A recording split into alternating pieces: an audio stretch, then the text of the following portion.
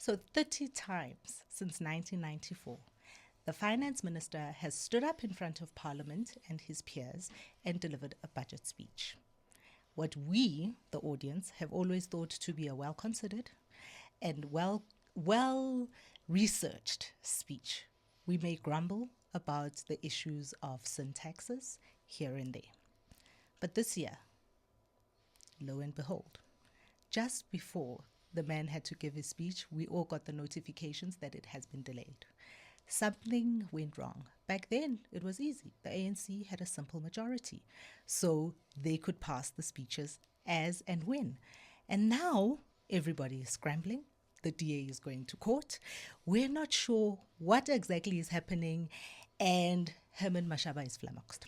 So today, to help me understand, because now suddenly we're also hearing all sorts of other terms. Before, it would be the budget speech, it would be all the bills that go with it, and that is it. No fanfare, and fiscal and treasury and its fiscal responsibilities continue. And today, with a coalition government, we have people sitting in Parliament, all, whether they are in the ANC or the opposition or the GNU or outside the GNU, everybody has something to say, and the sound bites don't really make sense.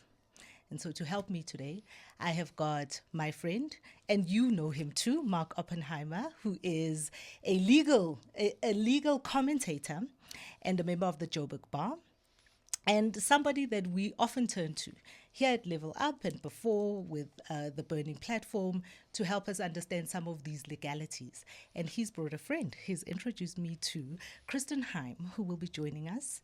She holds a PhD from the University of Cape Town and is also a research fellow at the Center for Democracy Research. And she is about helping governments and parliaments capacity build. And also, she tells me, a self-declared fan of the underdog. And she believes that Parliament is an underdog.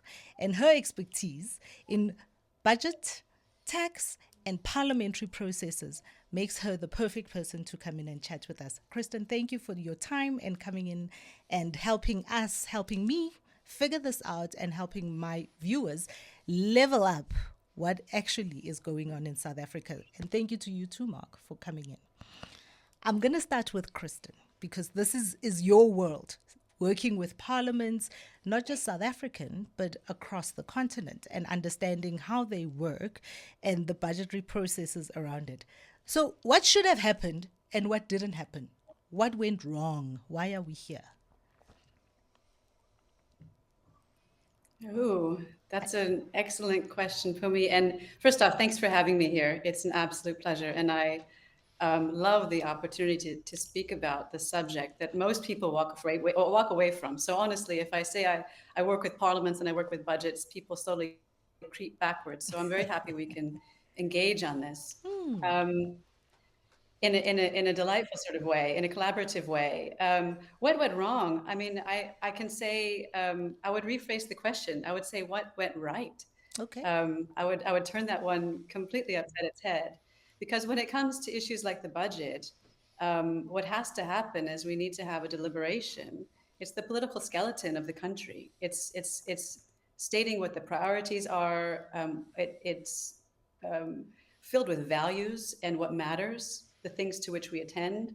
And if we're not talking about that in an open manner, if it's not participatory, then it really loses its meaning, because, I mean, clearly we're not going to be aligned.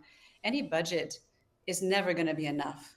There's scarce resources. That's the bottom line. So what happens in the budget process is that we try to make room to discuss how we can manage this time around to allocate those resources and to generate resources for that allocation, right? It's not just about expenditure, it's also about the revenue. So, Kristen, before So when you go,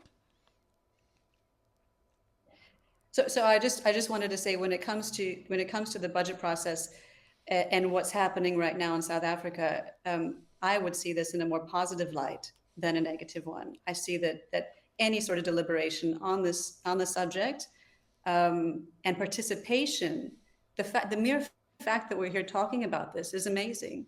That people are thinking about it and are interested in it. It absolutely has to happen. We need to demystify this whole process and what's been going on, because I think for the first time we're really seeing how a real budget process works. Kristen, so before, the minister would deliver his speech, and then there would be all of the parliamentary deliberation afterwards, right? Also, Trevor Manuel used to ask for tips for Trevor. You remember that? But this time around, that process seems to have been turned on its head because, he didn't deliver the speech, and then he was going to deliver a speech. Now he's delivered a speech, and it says that they have been, with tax and whether we're getting more VAT or not. And Herman Mashaba seems to think that we're not getting more VAT. But I got an SMS saying we are getting more VAT from all my service providers. So everybody that I pay on a monthly basis has told me that there's going to be VAT implications, right? And they're supposed to, they're in recess now, but they're supposed to have this conversation, but it still seems like it's not signed off. And then, Mark, I want to bring you in because you have read the founding affidavit. The DA has then that's it. I'm going to court. I'm taking this whole thing to court. There's been a breach of constitutionality here, and we need the courts to make a decision about how we move forward. So what does that mean, and how does that work? Because surely the work of Parliament happens ring-fenced outside of court process. Well, one of the things that's beautiful about living in a constitutional democracy is that you have the supreme document of the Constitution, which means that when Parliament or the executive stray out of the bounds of that Constitution, you can have recourse in the court. Mm-hmm. So what the DA have done is they've brought a two-step process. So the first part, which will be heard urgently, is an interdict against the levying of the VAT hike. And they say that they're entitled to the interdict for two broad reasons. The one is that there is a legislative power which gives the minister the ability to adjust the VAT rate on his own. And they say that cannot be constitutional. It cannot be the case that the executive gets to determine taxation. Really, this is a matter for the people, for Parliament. So they sort of use the line, no taxation without representation. So you can't have the executive usurping the function of Parliament. It is for parliamentarians to decide what the VAT rate will be. And so to have delegated this to the minister through legislation is unconstitutional. That's the one claim, and they say that must be dealt with in a constitutional challenge, which will be launched at a later date. But they think they've got reasonable prospects of success on that case, and therefore in the interim, until that issue is resolved, the court should interdict the hike from taking place. Now, the other thing that they've pointed out is that the process to get to this budget framework was improper. So people were told that the DA and the EFF and the MK had signed off on the VAT hike when they said this isn't the case. And so the others were misled, and so you've got a procedural defect, and that's a further reason for saying, well, you must interdict this until we get to the bottom of it. And what the DA say as well is that you could never undo this wrong. So when you get an extra charge on your goods, you can't say to the taxman, hey, give it back to me. It turns out it was unlawful. It's already They'll never give it back to you. But Kristen, this is your area of expertise, right? So where does the role of Parliament and the role of the executive, the Minister of Finance in this instance, where do the two meet? And is the DA got this right and the ministers got this wrong? So I have to preface this by saying I didn't quite get all that Mark just said. Somehow something went wrong with the sound, but I'm going to try and jump in here. Okay. And so if the relationship between the executive and the Parliament when it comes to budgetary matters depends on the system type that we're working with, right? And so in South Africa, what you have is still a fusion between the executive and the Parliament. The ministers are still doubling as members of Parliament, and the Parliament doesn't quite have its autonomy. At the same time, you have something a strange sort of happening. The parliament and many parliaments in this area in Anglophone Africa are moving in this particular direction, where they're actually trying to gain more autonomy and have more of a say in the budget process. And that particular fight was fought and won in South Africa in 2009 with the Money Bills Act. So Parliament is actually, as an institution, in the right in terms of its ability to amend money bill legislation when it comes to tax or expenditure. It's actually quite exemplary for the region that it has gained this ability. The difference, or I should say, the strange part about the whole scenario is that it hasn't been used yet. Parliament hasn't used these powers, but it absolutely is within its remit to do so. So typically, I mean, in most countries around the world, the executive is going to table the budget. The parliament is going to amend slightly and maybe more or less depending on, you know, its legal remit. But in very odd cases like the U.S. Congress, this is quite an anomaly. It's quite different. So the executive will table a parliament. The Congress will essentially tear it up and say, no, we're going to give you a whole new one. That's very unusual. So I think it's really helpful to look at the executive, the relationship between the executive and the legislature in terms of its constitutional setup. So is it a parliamentary system? Is it a presidential system? Is it a semi-presidential system? That gives us a basic understanding of the relative autonomy of the legislature and its relationship to the executive with regards to the budget process. So, and I'll give you one other key, yeah. So I had never heard one of other the key money characteristic. bill. So because until you and I were speaking, is, getting ready for this show, and now when you say that Parliament hasn't had a chance to test it yet, and this is the opportunity, is this where the DA has a leeway in going to court and not keeping this as a parliamentary process?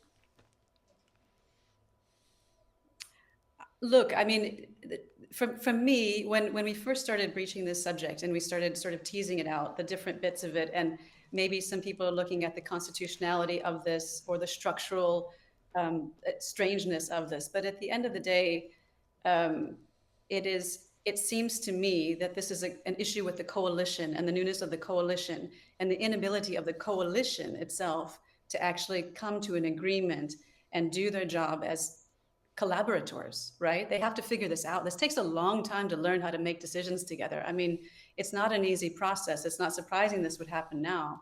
But in terms of the parliament's ability to affect money bills and make amendments, that is absolutely a hard-won right that the parliament in South Africa has, and that it is really so interesting and so, I don't know, hopeful, maybe. I mean, people would argue, is this a good thing or a bad thing that parliaments can get involved in the budget? The danger is overspending, because then parliaments would tend to want to provide spending towards their pet projects or their pet people. On the other hand, if they're not involved, what happens is we lose sight of the oversight and the accountability aspect, right, is not there. Because if Parliament isn't privy to all this information about what's going on with revenue and expenditure, if it's not thinking with the government, it can't possibly call it out when things are going wrong. So it's a trade-off and a balance, like most of these things. But, you know, for me, from my vantage point, I see this as really an issue within the coalition and not an issue with the Parliament, if that makes sense. That does make sense. And Mark, I want to bring you in here because you've been very vocal and also with other bills have been to Parliament and presented to parliamentary committees. And we are in a new place as South Africa, as we watch the machinations of this coalition and at all times the precarious nature of it as well.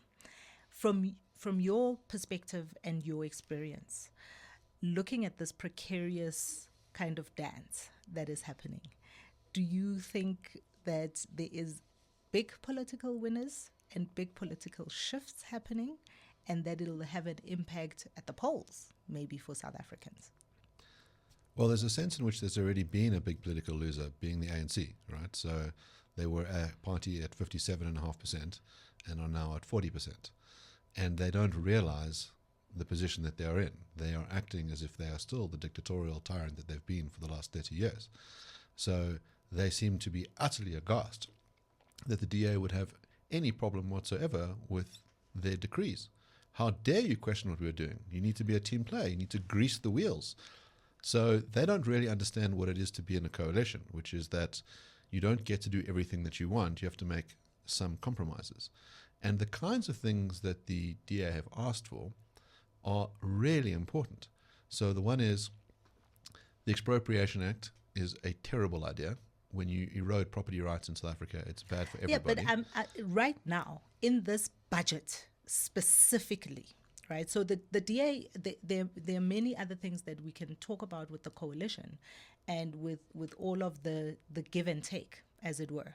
But at this particular moment, where there are frameworks in place and there is a need for parliamentary oversight, and the failing to push your way, to throw your weight around in your coalition, and then going outside of Parliament, where the people who are elected, represented, then saying to people who are not elected, essentially who have been put there by the president, as it were, judges, to say, you come in and solve our problem. Is the DA not finding itself kind of, so on the one hand, the ANC is probably given them an opportunity to score a goal. And on the other, is the DA squandering that opportunity by not fighting it out in Parliament with all the people that they have on their side? Well, there's two things. So the first is I think they did first engage in a negotiation process. So the reason why I bring up the expropriation bill is they said you need to repeal this law because it's going to be damaging for our international reputation and for South African locals. If you do that, we'll be more likely to be on board with your budget. And they named a few other demands as well. Now, what the ANC did, instead of negotiating with the DA, was to rather bring in outsiders. And it helps that you've got someone like Action SA, who are political neophytes, who don't understand anything about the Constitution, who have just taken up a very small number of seats in Parliament, and think, oh, well, we could give them some advice, and that will count towards ensuring we don't have a VAT hike. So they sort of showed themselves up pretty poorly, because unless the DA case succeeds, we're going to have a VAT hike.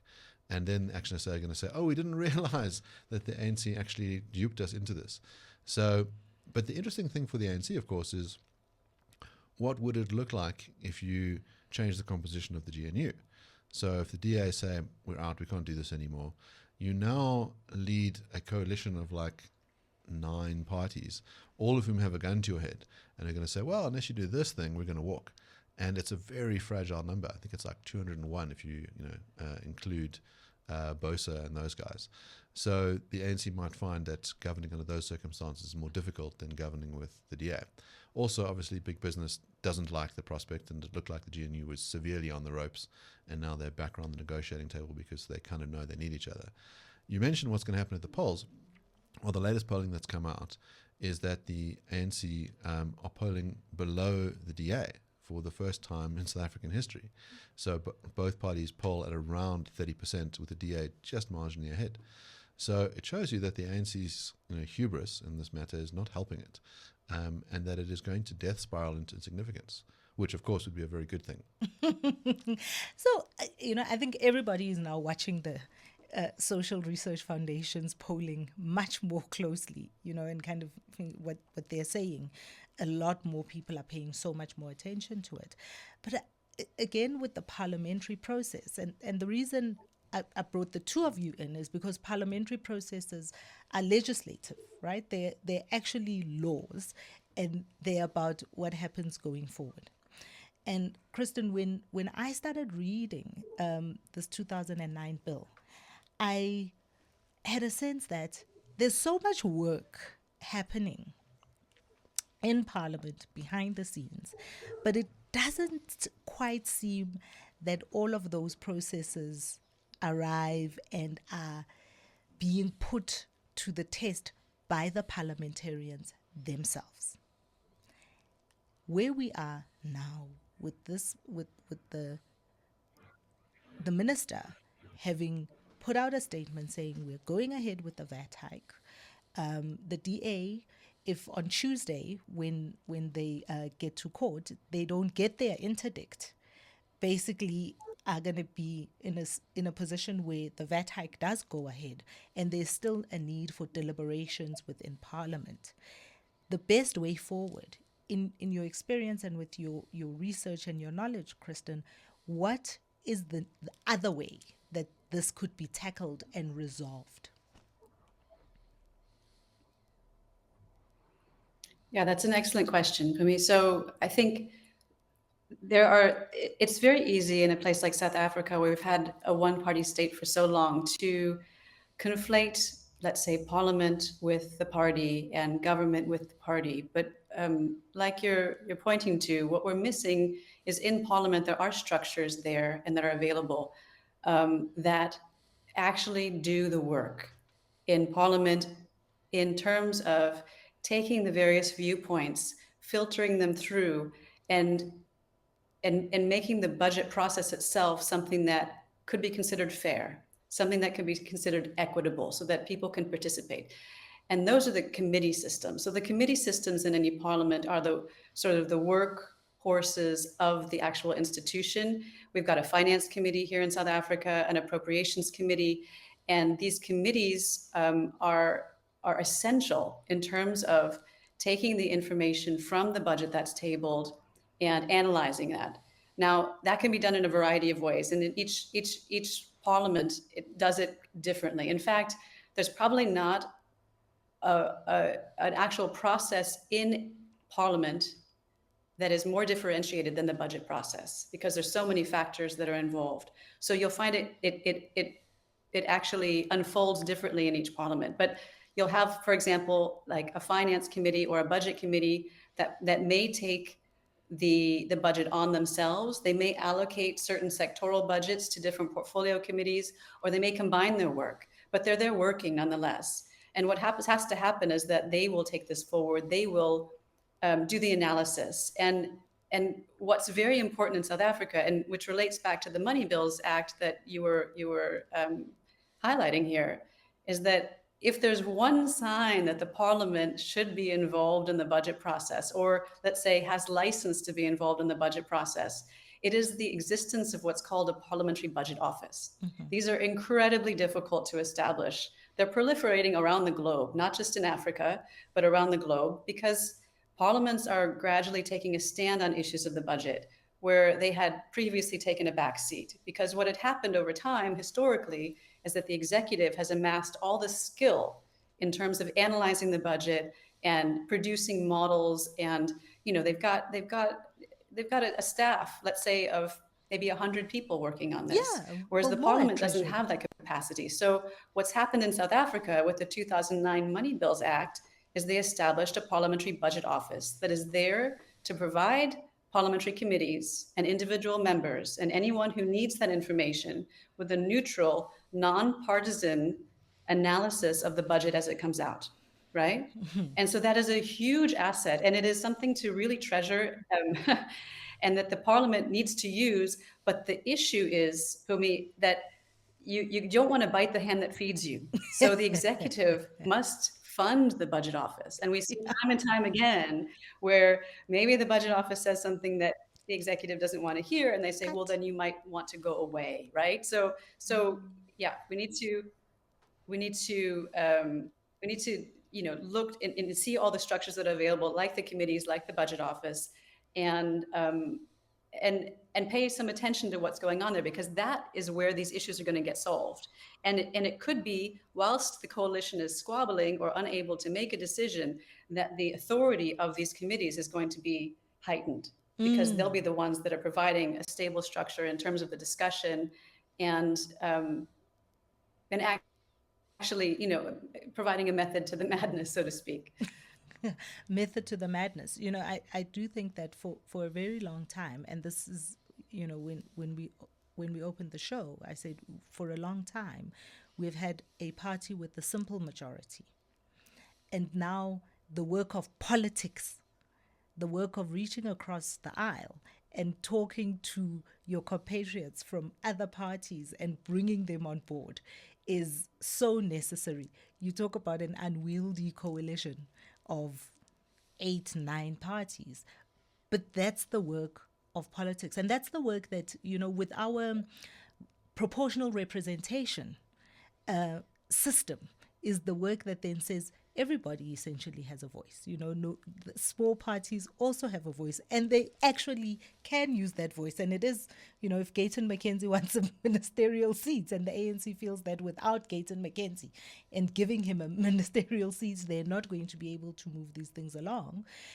It's important. And I'm wondering about the ability of our politicians, and just from the work that you've done in working with different politicians, do our politicians have what it takes to do that dirty work of politics, of kind of consensus building across party lines? Or no one wants to do that? They just want their way or the highway. Well, if we look at what's happened in the cities, where we've had coalition politics writ large for a number of years, it's largely been an unmitigated disaster. So if you look at Johannesburg, where you've had like fragile coalitions either run by the DA or by the ANC, the difficulty with having all these parties on board is that they can always leave at a moment's notice and backstab you. So it makes it very hard to implement things and get things done. There's an argument that we should have some kind of electoral reform, that you should have proportional representation like you do in Germany. But in Germany, what you also have is a threshold. So if you don't meet 5%, you don't get any seats. And the advantage of that is that it keeps out the sort of tiny strongman parties who have nothing to really add to the conversation. They don't have much of a constituency. Hardly anyone voted for them. But they're able to hold a knife to your throat and say, unless you give me X, I'm going to walk out. And so, if you think about PE, for example, you had a party that had 2 seats and had the mayorship. And it was so corrupt and so rotten that even the ANC at some point found it embarrassing and decided to have the guy removed. But that's the situation we find ourselves in. You'd probably have more stability if you could sort of keep out some of the smaller parties. Maybe you don't have to set it at 5%. Maybe you just need to set it at like 1 or 2%. Also, you could have different thresholds, when it comes to governing a city versus governing the state. You might think that at a national level, it's worth having a couple of small parties who can express a view and, appease their constituency. I mean, after all, Helen Suzman was the only, person who opposed apartheid, during her tenure there. I think for 13 years was alone for the Progressive Federal Party. But I think the difficulty we have is that a lot of it is my way or the highway, and that doesn't really work when you're supposed to make compromises. But it's not clear that the compromises that are sought are, ideologically driven. It seems that they're driven by greed. Well, I'm also interested to hear, Kristen, having worked across the continent, are we that different? Is this like, are we such an anomaly, or are we just, because we don't look at what other people are doing or care about what's happening elsewhere, we feel this besieged? Is this something that happens normally in other places too? Or is this such an anomaly? Are you speaking of, I wasn't able to hear Mark once again, are you speaking of simply the South the Africa, difficulty in the coalition, or in terms yes, of our difficulty in the coalition around this budget in Parliament right now? Is this an anomaly, or do such things happen in other places too? And how do they resolve them? Oh, yeah, they absolutely. This is absolutely the normal business of Parliament, and like I said, that's why it's a good sign. I feel like it's a sign that the Parliament has a pulse. That it's alive, right? That something is happening there. Because when it's just a rubber stamp, if it's not engaging, if it's not debating, if there isn't some sort of tension involved, it really, the work's not being done.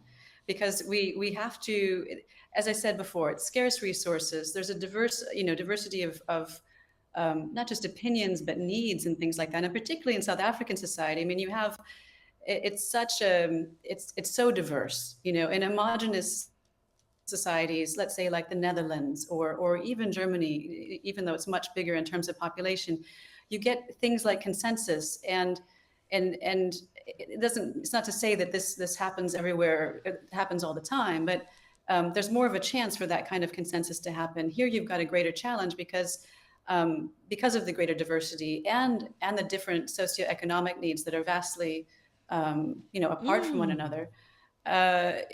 This is very normal. I think sometimes it goes into a bit of a circus, I would say, in other countries. Like in Africa, it maybe is a never-ending saga. Sadly, it doesn't always end well, I would say, because there's not a lot of budget to go around to begin with, and things need to be taken care of. At the end of the day, we must get the budget passed so that implementation can happen and public services can flow again. So that's the whole idea. But no, I think that to answer your question, maybe very concretely, what had happened over the past 30 years whereby there was no debate, that was the anomaly. This is actually how it really happens. And I just want to say one thing about what you were speaking to in terms of the capacity of the parliamentarians to engage in negotiations and whatnot. Now, I've been working with parliamentary capacity development for the past 16, 17 years now. And because there's no credentials that are required of a parliamentarian when they enter. When they get to parliament, there's no job description. And the workplace has no set function where it can change over time and it changes over space. So you've got this very malleable institution. And when we deal with parliamentary capacity, we deal oftentimes with maybe the nuts and bolts of organizational behavior or maybe some information on a particular policy issue. But what you're speaking about right now, this ability to negotiate and to work as a team, that's something no one's really touched upon yet. We don't do that in parliamentary capacity development. And yet that is an essential skill because parliament is a team sport. It is not something you can do alone. And it really does make me wonder how, and this goes for people across the world. I mean, how do we solve issues with each other? Yeah. How do we solve problems with each other across the globe, right? When you're looking at a movie, there's a conflict and then they just fast forward to some sort of resolution, but we don't get to see how that actually plays out. And I think really, we lack the skills, I think, as humans in society, generally speaking, about how to resolve issues, how to negotiate, how to compromise. And so we can point fingers at the parliament and say, oh, this is a mess, this coalition. But yet it is hard for each and every one of us. And it's a skill that everyone should be investing in. And I'm not quite sure how to do that, but it is like human 101, right? How do we work together? And how do we make decisions together?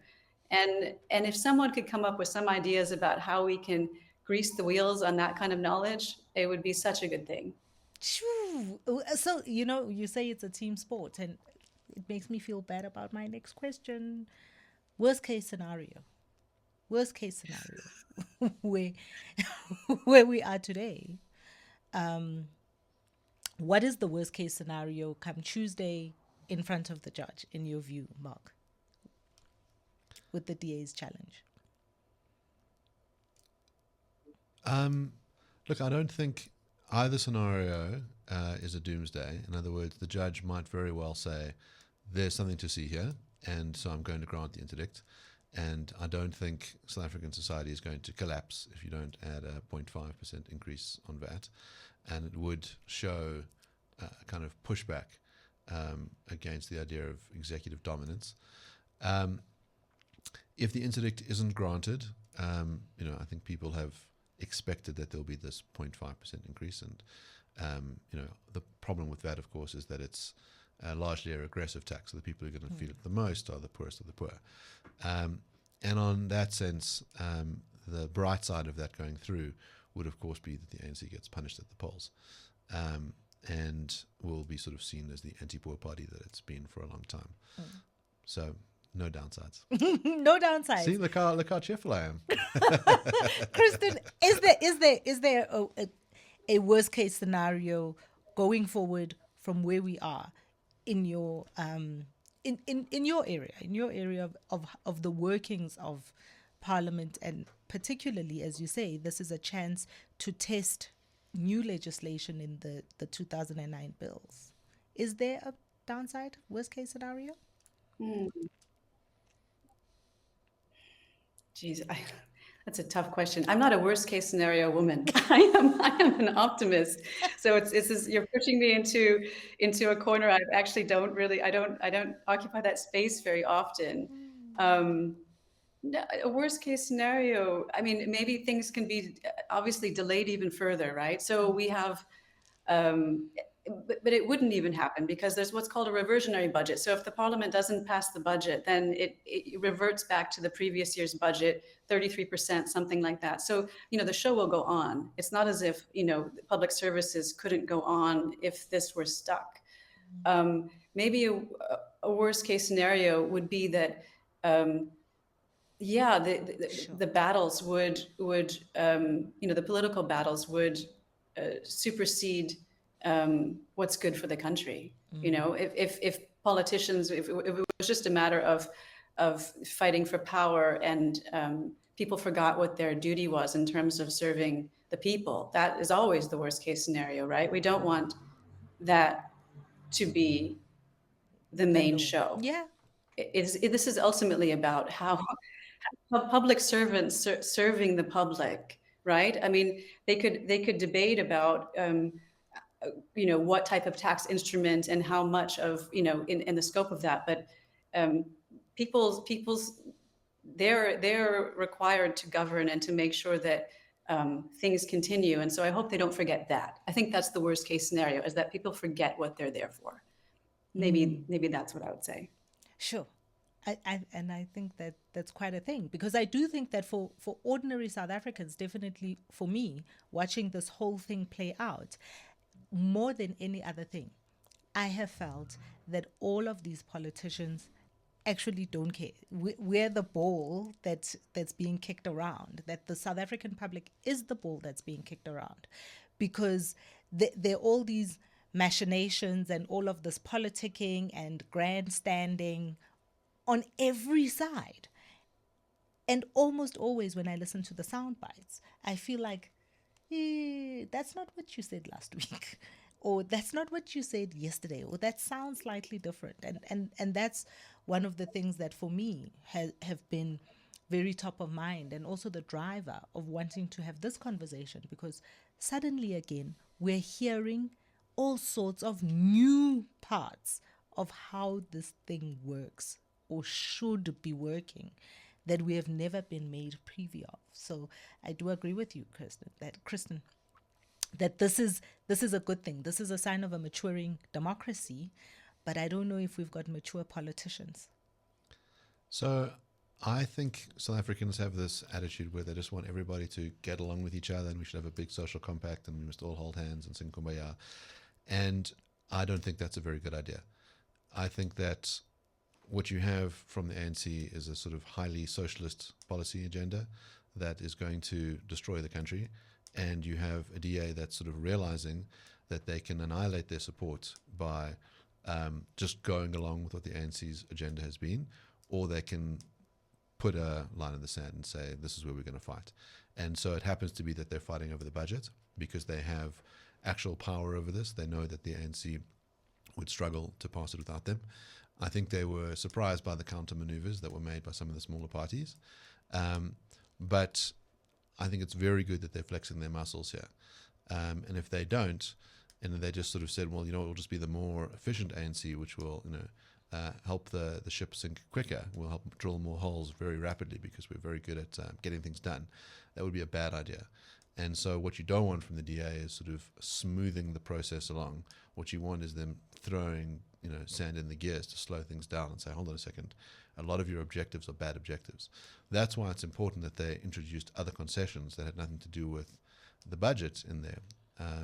The other kinds of laws that are a problem for us and a problem for America and the sort of Trump executive orders, it's important to push back on that. And so as a political party, when you have a lever for power to achieve a good aim, you need to exercising it. And I think the DA are sort of realizing that it's important to use their own internal power that they have, and I think to rely on the external pressures that are being placed from abroad as well. But being a get-along gang, not a good idea. Do you think that the smaller parties are very cleverly positioning themselves too for in the jockeying, because everybody is fighting for the same electorate, right? So are the smaller parties, in your view, not playing the political game quite expertly, actually, to position themselves for the electorate and to say, we are on your side, we're fighting this fight, and these are the people that we're picking to be with in this fight, and hopefully will gain when the next poll comes around? Yeah, if you think about it like a big board game, and of course it's a board game with people's lives on the line, if you're Action SA, you think, okay, we didn't join the GNU, we're a small party, but maybe we can make ourselves the reasonable opposition, because the other opposition parties are maniacs, the EFF and MK. So let's try and build up credit as holding the GNU to account. And at the first opportunity, instead of doing that, they slide in and do a deal with the ANC after saying, we will never do a deal with the ANC. So very short-term interests. I think it'll backfire. I'd be really surprised if Action SA get any seats in the next election. I think they're going to be like a Gang. I'm sure you have to drudge through your memory to remember a Gang, but they kind of came in with 3 seats and now have 0. Cope, which came in at 8%, now have 0. So I think a lot of these smaller parties will cease to exist unless they play the game well. And I don't think some of those guys like Bosa, we're never going to hear from Bosa ever again. Rise Mzansi, who got $50 million in the election, are never getting a cent from their donors ever again. So some of these guys are just saying, well, look, this is our chance. We've got 5 years. Let's rape and pillage. Let's do as much as we can. But these are not good individuals who are going to make the country prosper, and they're not going to show up in any polls. Mm-hmm.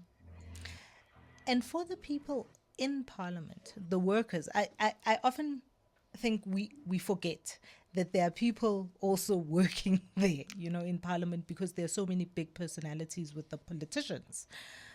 Kristen, for the people who are working and doing the research and drudging through all of these bills, these laws, and trying to hold the ship steady, as it were, in your view, do they have any prospect of being able to teach the rest of us on the outside so that we can support them in the work that they do anymore? Or is it that's it, that's your day job, guys?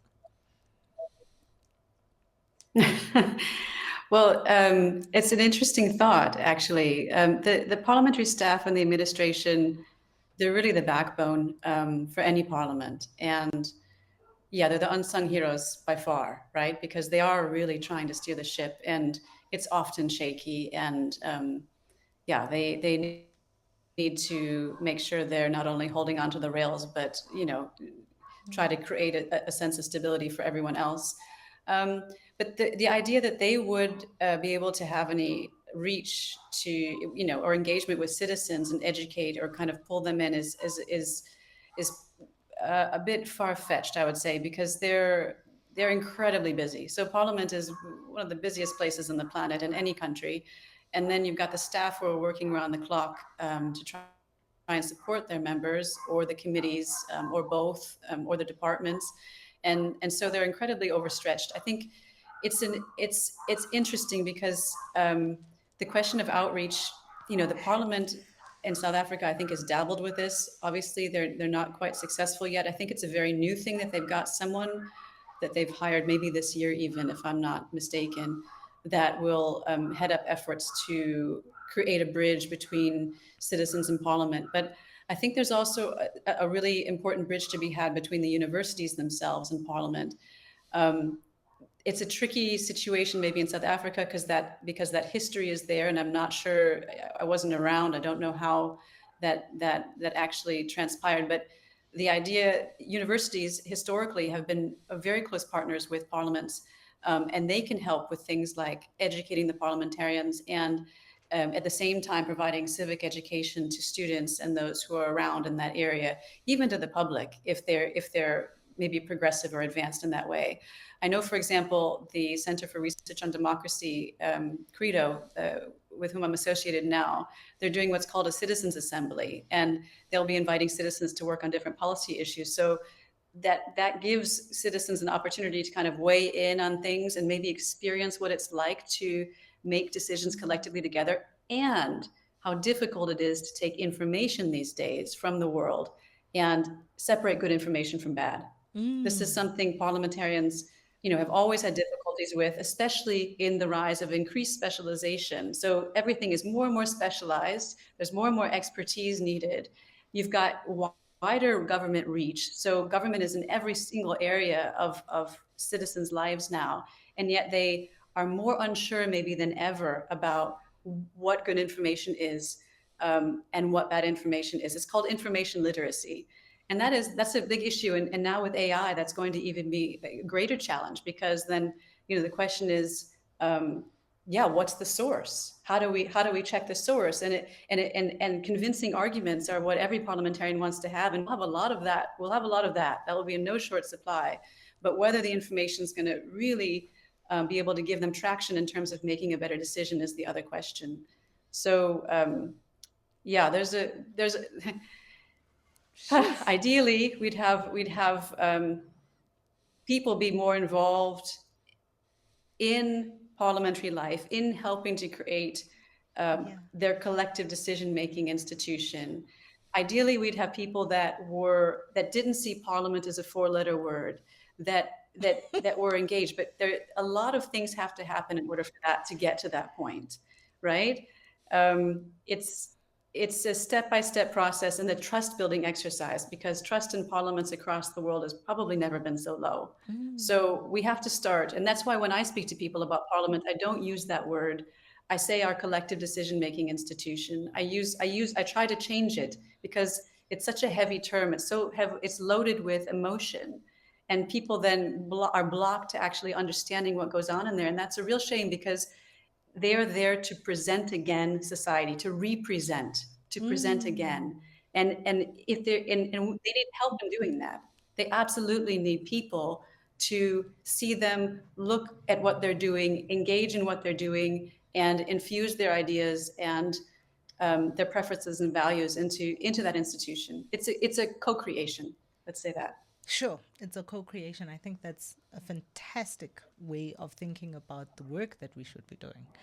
All of us, I definitely think, I wish more people read more, engaged more. But the time that you have taken to explain all of that you've explained to us, Kristen, is extremely helpful. And I think you've definitely helped me understand a little bit more thoroughly the nitty-gritty of what is going down. I also love the fact that you're saying parliament is not a four-letter word. Mark, I'm going to let you have the last word. If you were on the bench listening to this matter, what would your verdict be? What's your ruling? I could tell you if I weren't prohibited from telling you. The bar rules don't let me prognosticate on litigation.